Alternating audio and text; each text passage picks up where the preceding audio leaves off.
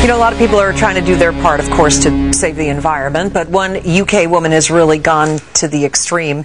Take a look at this. Toni Vernelli was sterilized to reduce her carbon footprint.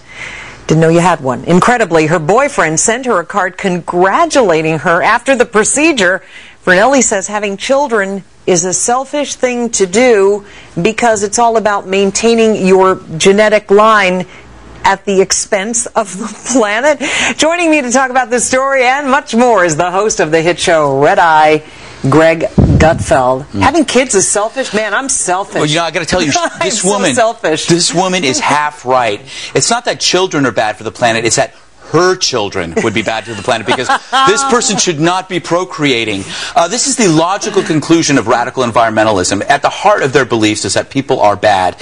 People are bad because we use fuel, we create things, and every time you create something, you harm the planet. So the only conclusion you have is no people.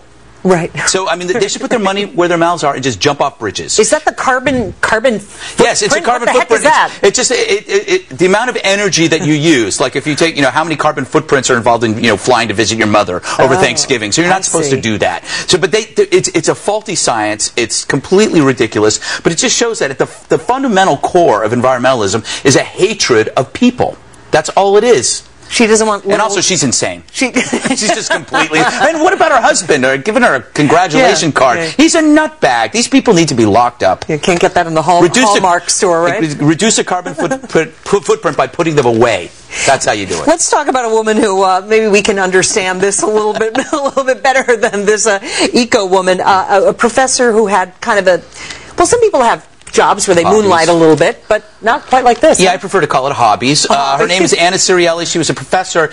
Turns out she showed up to school one day, and all these photos of her from adult movies that she's made were all over the school. So the kids had discovered that her hobby was she made adult films. She preferred to call it transgressions.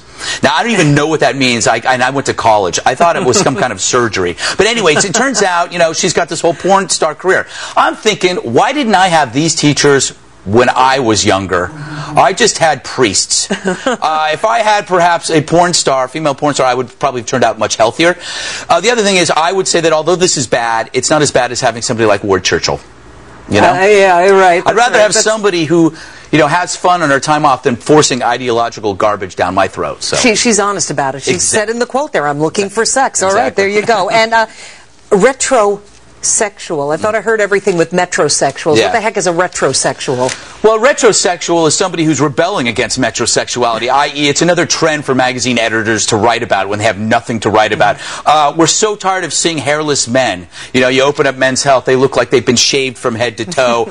When my father, yeah, it's true. When my father was growing up, he had hair. He also didn't, go to spas, and he didn't go to gyms. He, worked out, I guess. He didn't use products. He didn't use products. There was no such thing. Product meant something else. But anyway, so now I think what you're seeing is a rebellion against this, where now men are trying to grow hair.